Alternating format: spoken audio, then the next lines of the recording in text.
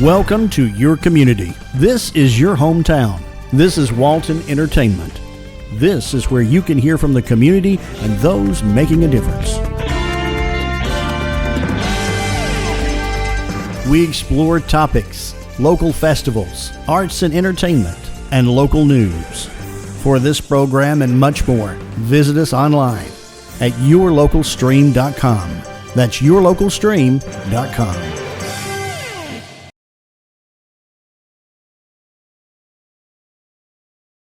Hey Walton County, it's Patrice Broughton, your Public Information Officer here with another county update. We'll go over what happened at the November 7th board meeting, and we had a few presentations that day. We had Kathy Beto with Walton Empowers, and it is an organization that helps those that are recovering from substance abuse. So if you would like to hear more about what they do, you can look at the video of the board meeting, or you can look on their website. All commissioners were present for this meeting, and we started the meeting with proclamations. They proclaimed National Adoption Month, they proclaimed Retired Educators Day, and they proclaimed Poppy Day. And then we moved on to our Planning Commission recommendations. There was a conditional use for a church fellowship hall, and it was denied by the Planning Commission, but the Board of Commissioners approved it for the Kanaya Catholic Association located at Esco Drive. They also approved with additional conditions a conditional use for an event venue on Guthrie Cemetery Road. There was also an approval of a land use change from neighborhood to residential for 2.7 acres located on Highway 138. We had a lot of resolutions this month. They adopted a resolution to reform and improve mental health services for the citizens of Georgia. They adopted a project length budget for pickleball courts. They also adopted a project length budget for the Annex 3 renovations that used to house the USDA offices, but with the renovations, we're hoping that it will house our growing finance and human resources departments. So there was also a project length budget approved for resurfacing of roads through the SPLOST 4 funds, as well as a project length budget for resurfacing subdivision streets that were previously adopted as well. The Human Resources Department presented a 5% cost of living adjustment for the employees of Walton County, and the board did approve that. There was an intergovernmental agreement for funding and building the new Azalea Regional Library inside the city limits of Loganville, and the Board of Commissioners, along with the state representatives, have approved a budget to build a new library for the city of Loganville. So we're really excited about that one. So they also approved a $753,000 budget to resurface subdivision streets, and the bidder that was awarded was Sunbelt Asphalt. They appointed Tracy Hanson to the Walton County DFACS Board, and they named the Walton County Safety Complex that we are now in the first phase of building, the Joe Chapman Franklin Thornton Public Safety Complex. So congratulations to Sheriff Joe Chapman on the naming of the Public Safety Complex for his 20 years of service to the Walton County Sheriff's Department. Chairman Thompson brought something to the attention of the commissioners. If you would like to know what that pertained to, you can watch the video. There's a lot of information in the video that will answer a lot of questions on that. And we did have an executive session, and out of the executive session, Chairman Thompson made a motion to acquire, in lieu of a condemnation, the Atlantic Coast Conservancy's conservation easement for the remaining 112 acres that were previously owned by Jacks Creek Reserve, which is adjacent to the public safety complex for road right-of-way and future government buildings.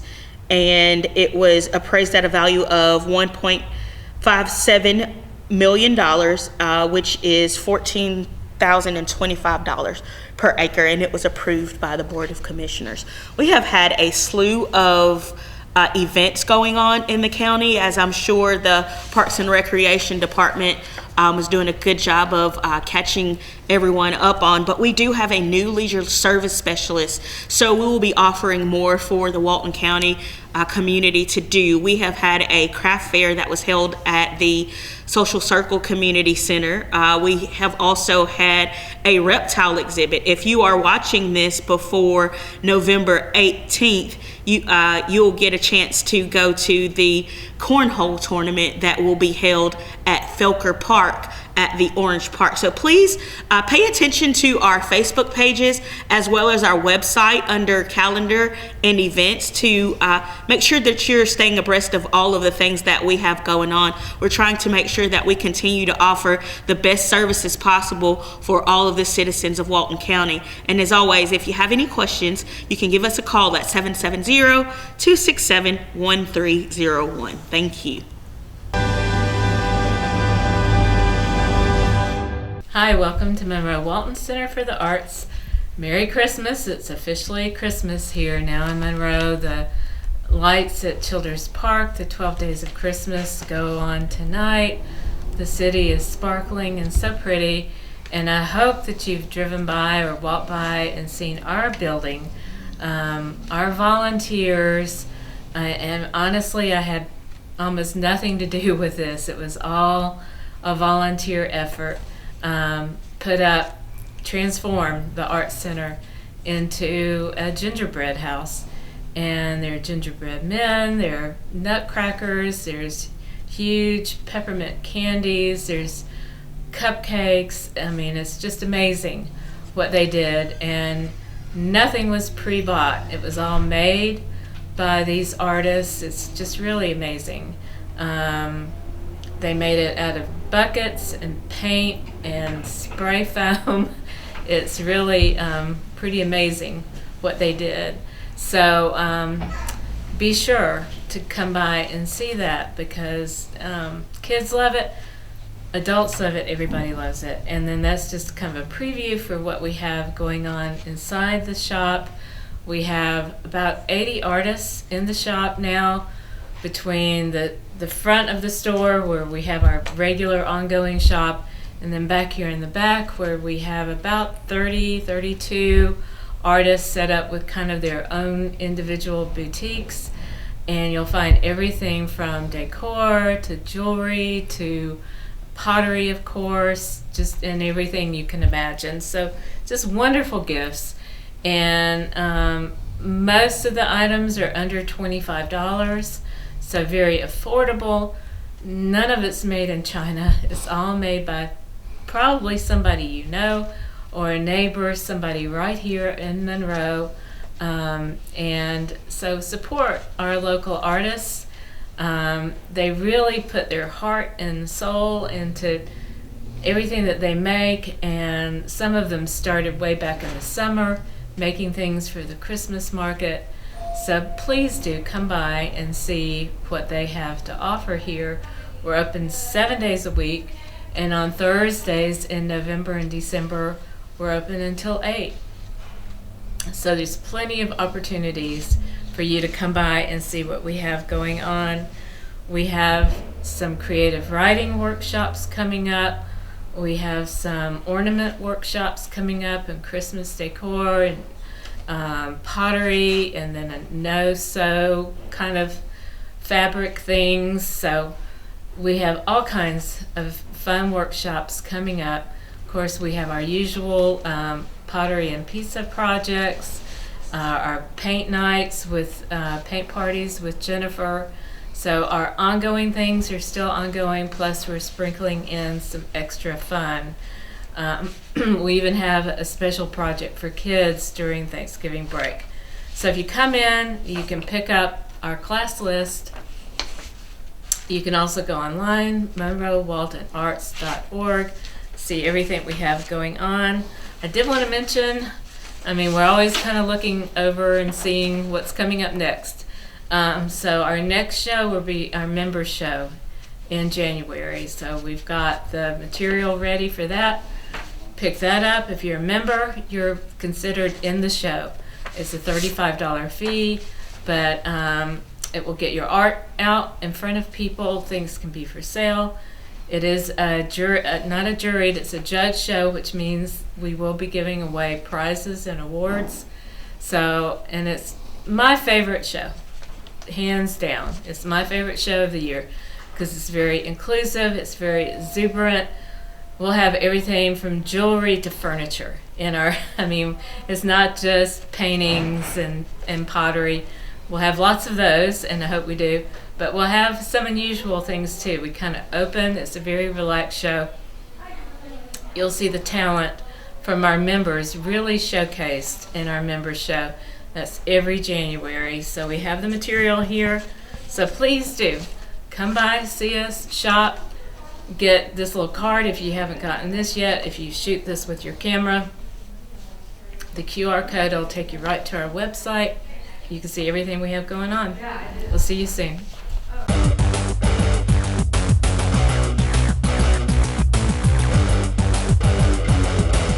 Hi, this is Jody Johnson. I'm here with another recreation report.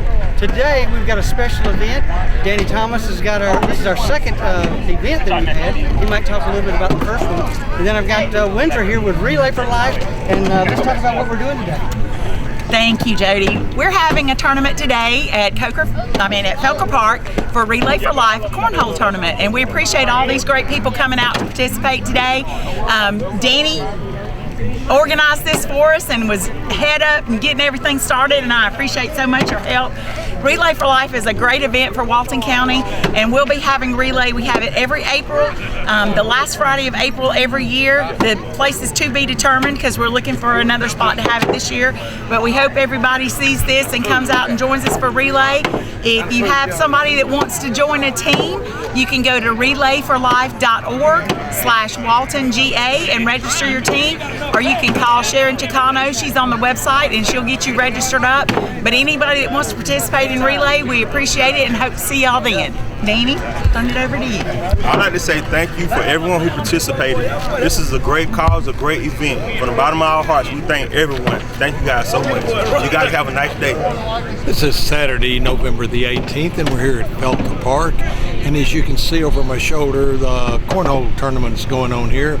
A lot of people are participating. It's going to be a big event, and I think Danny Thomas has said that this will be an annual event. So mark your calendars for next year. Looks like it's going to be a lot of fun. Let's go look at some of the playing.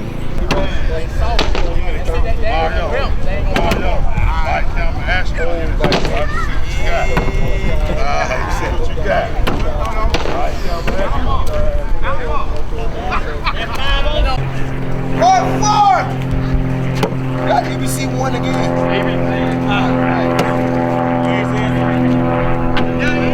All dice. ABC 1 2 times. This is to benefit Relay for Life, and I imagine that most of you have friends or family or yourself that have been touched by cancer. My shirt, I'm a survivor, 10 years, and I've been working with Relay for Life for 10 years. So everything that we make from this tournament goes directly to Relay for Life, and the American Cancer Society does so much for people that are facing cancer. We go to the state assembly and to the national assembly and try to rally funds for cancer research and cancer support. Relay for Life and American Cancer Society sponsors 2 Hope Houses in Georgia. One is in Atlanta and one is in Augusta. And people that are being treated for cancer can go to the Hope House and stay for up to 6 months with the family member. It doesn't cost them anything, and it's just like being at home. They have their own rooms. a TV room, they have pianos where people can play, they have game rooms. So all the money that we raise in Walton County goes for things like that.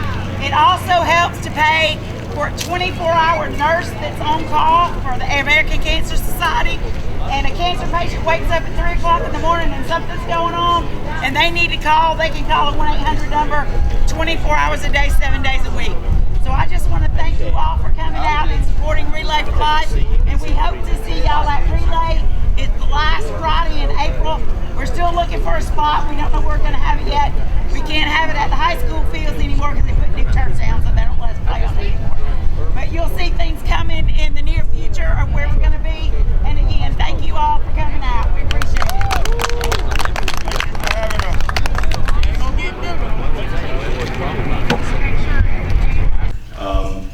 In April of 2022, shortly after David Thompson was elected, one of his campaign promises was to move forward and to change the form of government in Walton County due to the growth, the size of the projects, and some of the scope and scale of things that were kind of coming our way.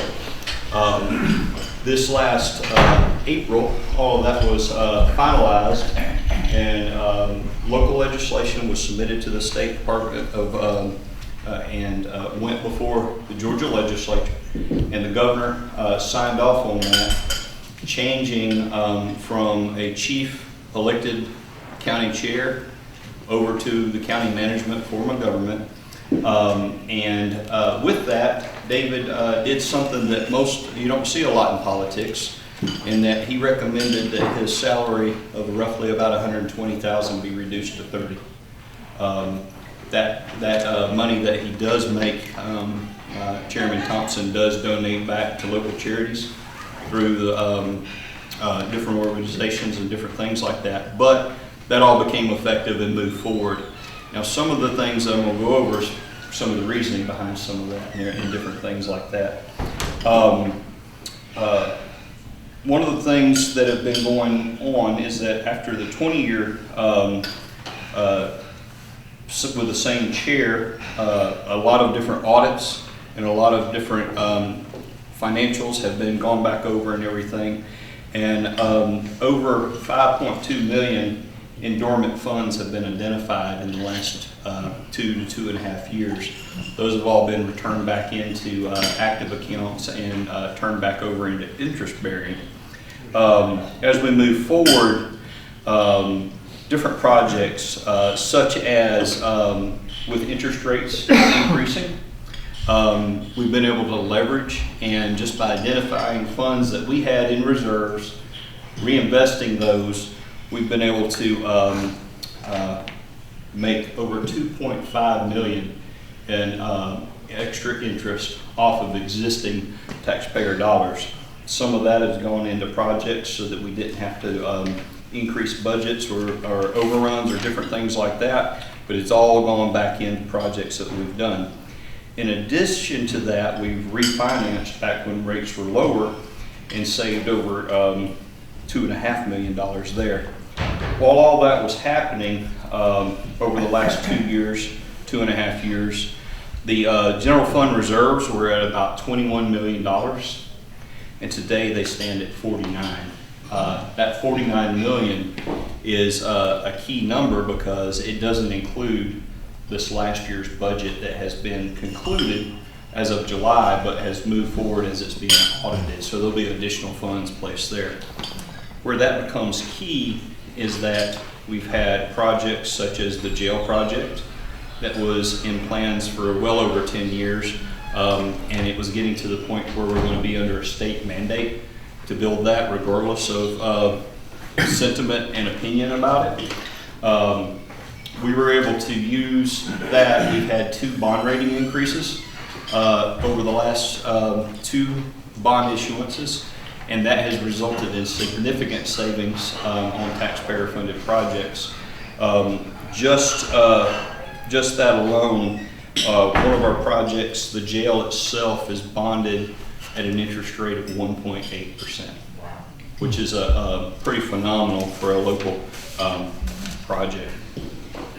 On the public safety side, we've had a couple of things. I think one of the scariest things that happened was in April of 2022. Within 2 weeks of being hired, I got a call at 4 o'clock in the morning, and the Good Hope Fire Station was on fire. It was one of those things. I'm like waking up and a little bit groggy, and I'm like, the fire station? But what happened there was that the charger that was normally placed back on the engine malfunctioned, and it didn't quit charging. And at the time, we only had 1 fire personnel in each station. And it was, the Lord was watching over our staff member, because it's in an older metal building. They've built living quarters in the middle of it. The fire went up over the living quarters. I think the scariest part, and I still don't know necessarily how he got out without a lot of intervention, but the siren malfunctioned as the engine was on fire, and that's what woke him up. Because that was the level of safety that we had in that fire station. On the very far end, the engine's parked over here, you got living quarters, and on the very far end, there's a washer and dryer for them to take care of any of their clothes or equipment when they'd been out on the fire. And every bit of the plastic on that washer and dryer from the very far end of that building was melted. Just give you some example of the intensity of what that fireman was dealing with. So on the public safety side, one of the things that we've done moving forward is that we have hired 24 new fire personnel. And now all of our stations don't have just a single personnel in them. That's increasing service to the citizens, but also increasing safety of our staff and really reducing liability and risk to what we would end up having if we would have had something like a loss of life in one of our own stations. We've added additional ambulances due to our population increases, and that continues to be a challenge because paramedics are one of the hardest group of staff members to get on our rosters. Another thing I wanted to point out to you just on the safety front is when you're going and coming from Walton County, we've updated our technology assisting our public safety staff. You may wonder how many people are going to be out on patrol in the sheriff's department, or how many people are going to be able to respond to an incident. In order to utilize technology to increase staffing and awareness, there are these new cameras around the county. They're at the major intersections and on the roadways going in and out of the county. They're called flock cameras. They're approximately about $350,000 to install. We used some of the money that we had found in dormant accounts to do this, but we installed those flock cameras. So now, if there's a wanted vehicle, those flock cameras are monitoring tags, and law enforcement get an immediate notice of if that vehicle's indicated going or coming from the county. One of the success stories from that, and it usually results in the arrest of multiple people each week that are wanted in other areas who are coming here. And that's a huge thing to keep the safety of our citizens in the forefront. But another example is we had a couple of opportunists stop at the mower shop in Campton. They went in, they were looking at mowers, they distracted the sales personnel, and one of the people loaded up 2 or 3 generators. So $500+ generators, got back in their truck, and they were headed back towards Covington.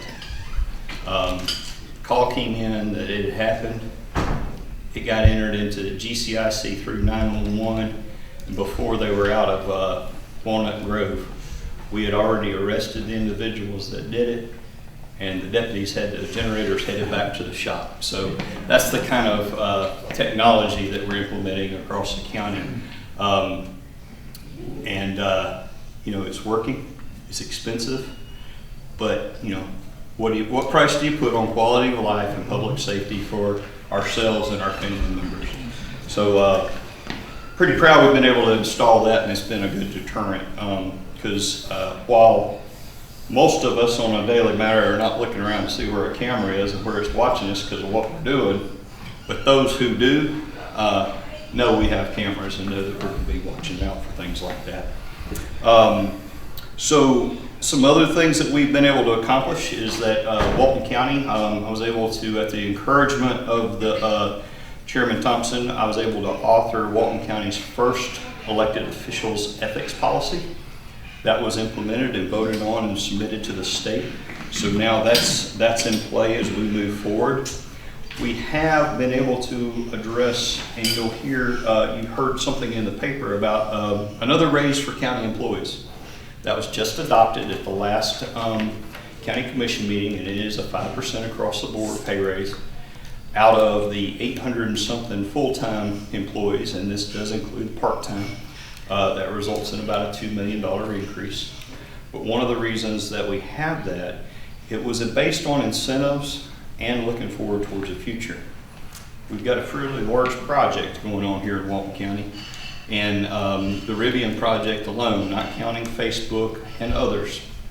Facebook are listing jobs at the Facebook facility at 150 plus. Rivian is going to be starting out people. There's ads out there right now. If you'll sign on with them, they'll pay you while they're training you. They'll send you to the plant in Illinois to give you further training and then bring you back and start you here in Walton County at a fairly high rate. If you don't have a high school degree or if you just have a college diploma, there's some pretty high numbers that are going to be out there. That's putting existing business and local governments at a operational challenge there, because while we went for what a 9 to 10 year period without any pay raises.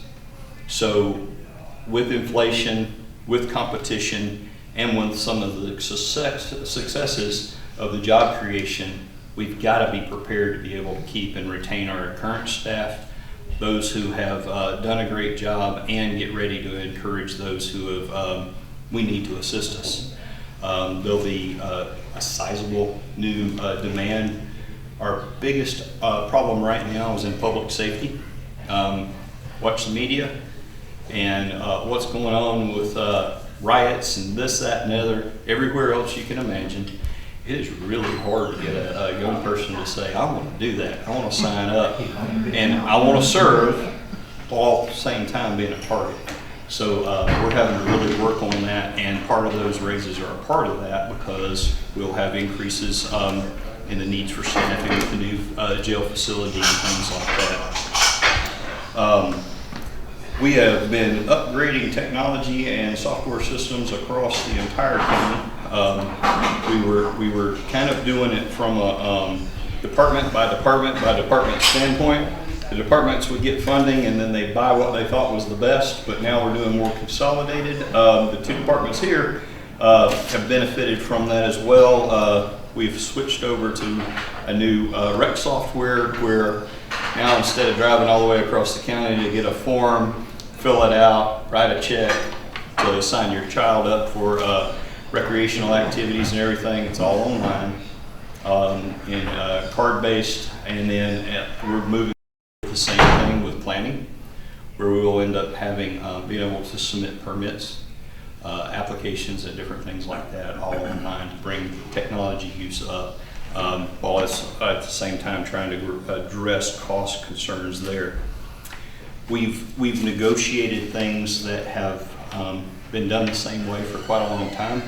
Currently, right now, with the county attorney, we have a negotiated contract for services and a set amount versus whatever pops up at an hourly rate.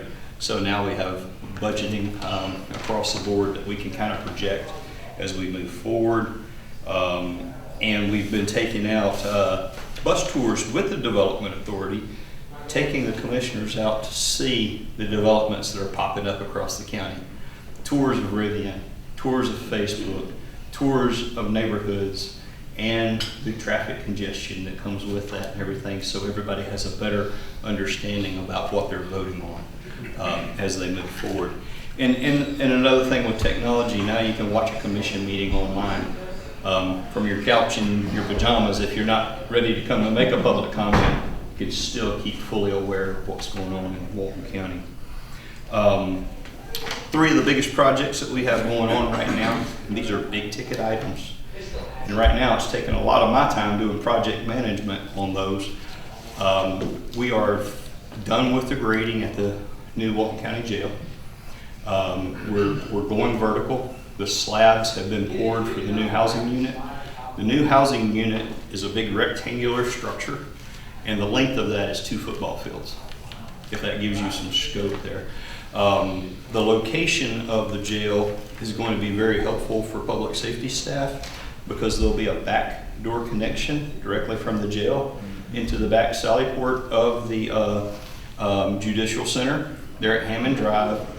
And we won't end up having to have deputies drive people to court all over and going through downtown and different things like that. So it'll be a much enhanced operation there. With that project on, we're moving forward with a completion date of August of 2025. There's another project that's tied to the jail project in Baker Street, which runs right out in front of where the jail facility is being constructed. We just finalized the land acquisition, and we're going to be continuing Baker Street down, and it'll tie into 78 at Cherry Hill in that area so that we can bring in truck traffic for the construction as well as court traffic. Instead of right in the middle of downtown and everything, it will have a route utilizing 78 right into the judicial system in that entire area. And it will be, I think, a great enhancement. There's a lot of economic development potential too in that 78 corridor right in that area, really freeing that up. It took a kind of a tricky plan moving forward there because most of that was in conservation. And the only entity that could remove it from conservation was a county. So we had to go through the legal steps of doing that. But because of that purchase at a greatly reduced rate due to the conservation part, other land will be set aside to also do that so that it won't be further impacted. That's the largest project. The second one, and this the jail is $152 million. So it's a pretty sizable project. We also have the second largest project in Walton County's history, but happening at the exact same time, and it's almost the same amount of money, and that is the water intake project at Hard Labor Creek. The reservoir there has been completed. It had been basically, its limited use had been reduced down and had been fishing tournaments and been able to do that. So that area there, Parks and Rec has taken over operations and maintenance from the Water Authority, and they're taking care of the facilities. The area there has been mulched, and there's plans for trails throughout the entire area. In an old job, I used to do a lot of trail planning and programming, and we've submitted a grant that has a big goal there, but the start of a trail system around Hard Labor Creek Reservoir could result back into tying into Hard Labor Creek State Park, bringing the trail over to Social Circle, and then connecting Social Circle via the Walton Railroad into Monroe. In a former job, I did all the greenway planning, acquisition, and installation through the greenway system in Athens. And it was kind of neat because just this last spring, I got invited down to the ribbon cutting for the Firefly Trail. And 25 years ago, when we drew a map connecting Athens to Union Point, people thought that was crazy.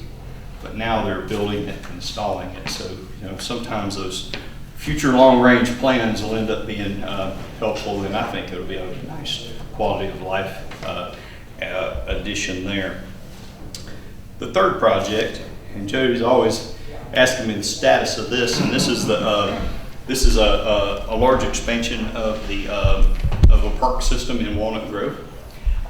Fairly large area that will have multiple softball fields that will basically transfer all of our softball activities to that park. It'll have a large amphitheater and different things like that. What slowed us down so that we aren't fully active on all three of those projects is that one came in about $12 million over budget. And everybody was like, okay, this is supply chain, still blaming COVID, this, that, and the other. And because they were giving us a bid on construction that was so far out, everybody put in a little bit of a buffer there. So it resulted in about $12 million of overages. And I've spent, I guess, the last 3 months working with the different bidders and contractors, and we've been able to cut out right at $12 million from that project without eliminating almost anything from the entire project. So we've been able to turn that around. All 3 of those projects are huge for Walton County, and that's in addition to everything kind of going on at the same time. We have also set a record in Walton County for bringing in, just in this past year, over right at $50 million in grants. Those $50 million are all the sales tax pennies and dollars that we send to Washington or to the state, and we've been very, very aggressive in turning that back around.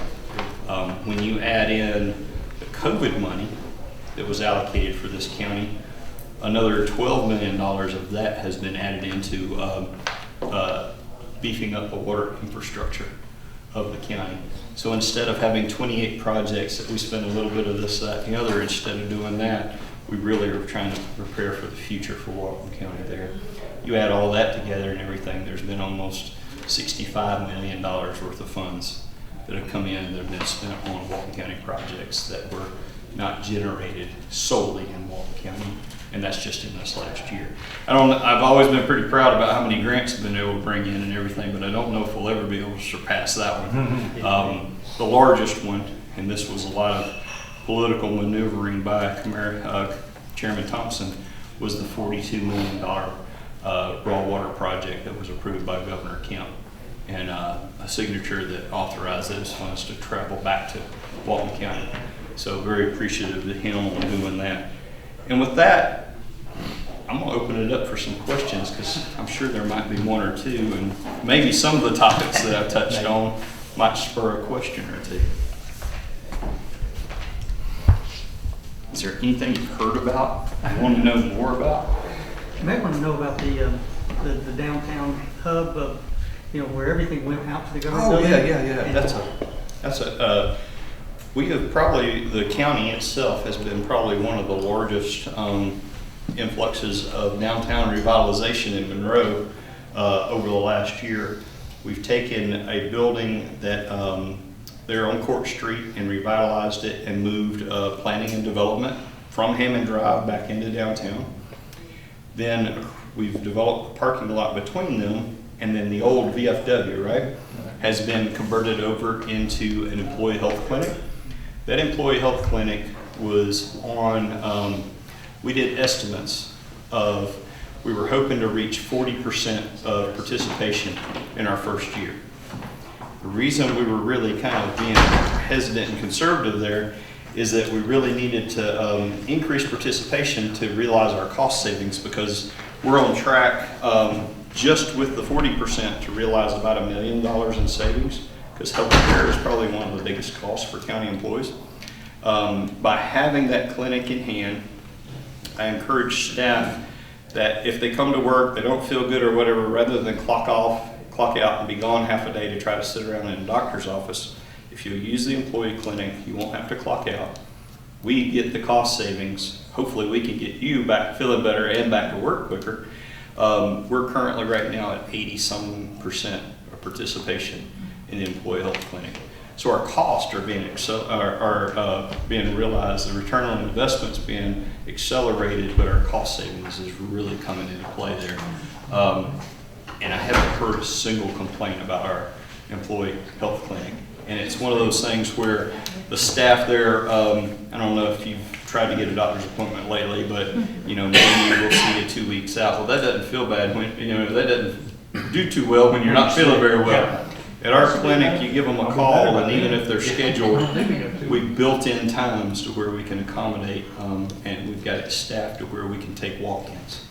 So if your kid's not feeling good, but you want to double check before they go to school, you can swing by and get that taken care of. There's open slots for that, and moving on. But what that's doing is, yesterday we just had the sale of 100 Broad Street, which is the old Walton County Bank there. The decision there was that that building was no longer needed for county operations, but we felt like it was a good idea to get it back on the tax rolls so that there could be private investment, further revitalization of downtown. And what our plans are is we're going to flip that sale of that building, which was bought by a local person. We're going to utilize those funds to restore the building next to it where the USDA were located. The former use of that building was for our county extension office and 4-H programs and different things like that. A brand new building has been built at Cruisewell Park and further enhancing our ability to provide services through the county extension. Because of that, we were able to tap in, and we got one of the 2 approved new county extension agent positions in the entire state this past year through working with our partners down at the University of Georgia to provide additional services to Walton County residents through the extension office and to further enhance that. Part of my big push on doing that was that we've got a wave of growth. We've got a wave of change coming. There's a lot of parts about Walton County that a lot of people like, and by partnering with Ag Extension and further education on those topics and everything that they push, we can kind of help balance and prepare for what all's coming this way while still retaining it. The diversity in Walton County is just amazing. You've got the Gwinnett side of Loganville all the way to where we still have cotton planted inside the corporate limits of Good Hope. And I think that that's just a wonderful story. One thing that you'll hear sometimes is about the growth and everything. And there's a couple of times where I've heard, don't Gwinnett our Walton. Well, the interesting thing there is that while there has been growth and everything, and I can show you photographic evidence of this on a planning scale. You pull up an aerial of a approved subdivision in Walton County, and you see the line, and you see an approved subdivision in Gwinnett County, and there's a shocking difference, and that's density. You can't build a lot of what's being built in Gwinnett County in Walton County.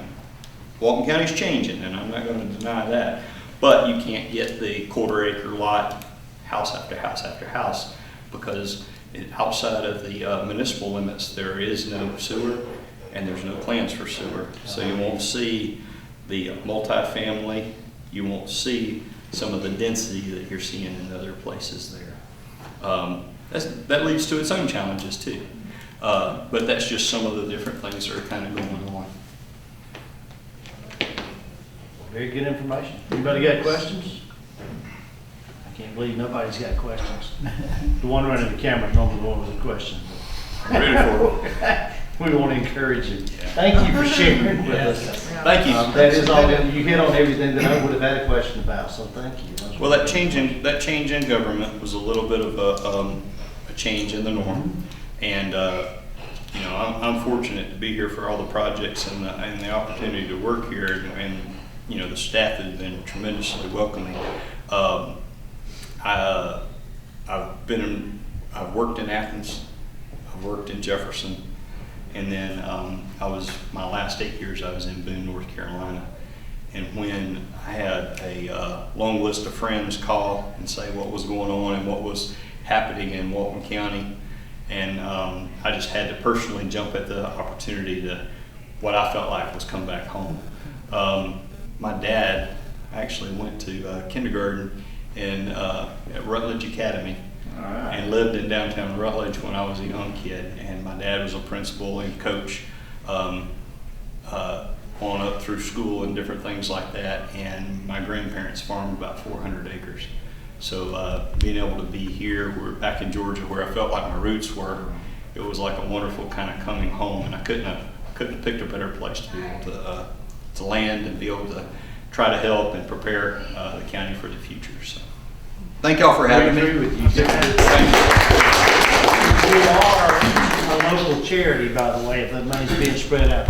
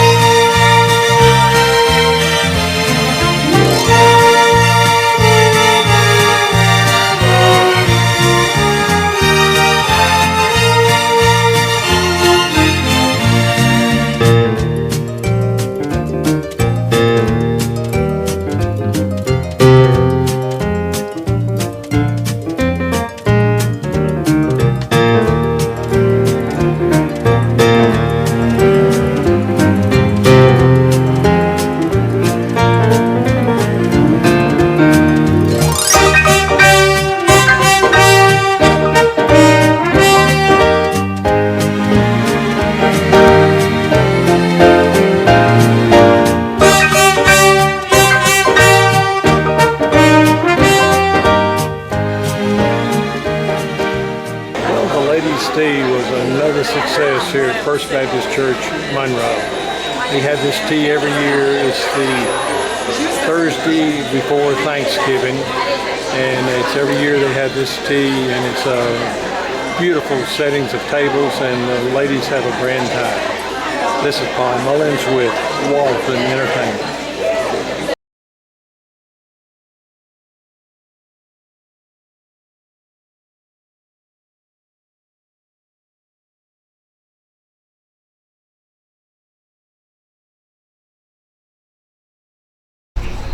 As you can see, there's a lot going on here at Childress Park. The dogs are decorated.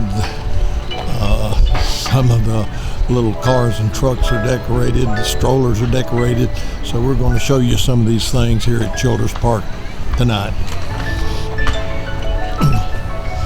This is November the 16th.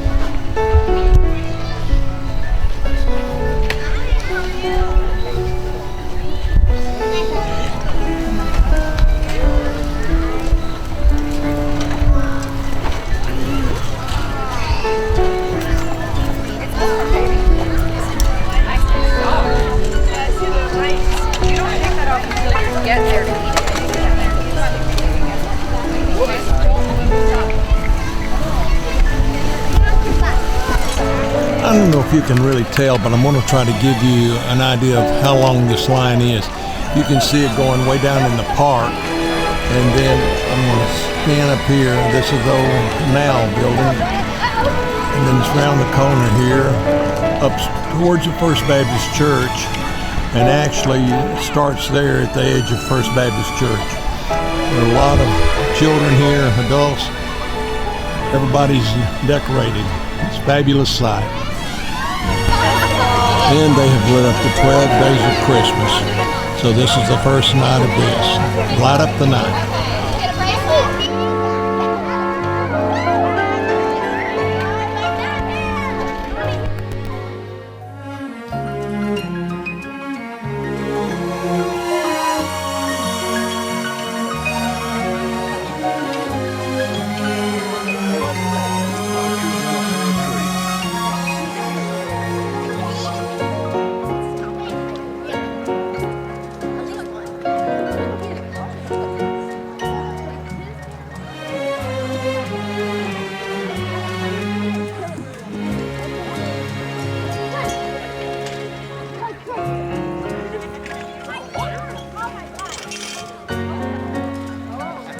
This is 3 Chick-fil-A. And as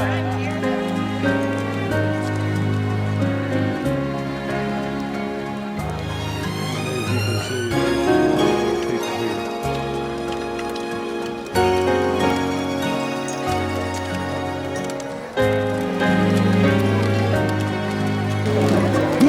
Are you having fun? Yes, sir. We've got a good battery on that, don't you? Pulling all of them.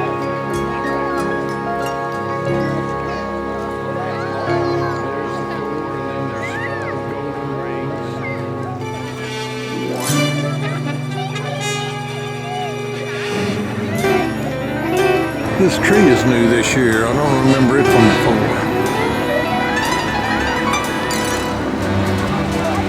I don't know my song too good. I think this is 6 Geese of Laying.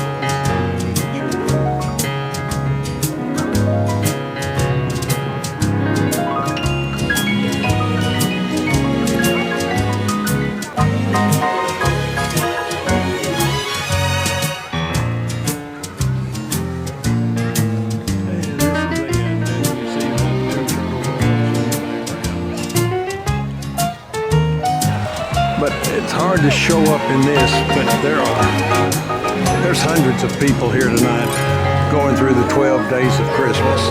If you haven't been to Children's Park and walked through the 12 days of Christmas, I highly suggest that you do this. It is totally incredible, and for a small town like Monroe, this is Thursday, November the 16th, here at Children's Park.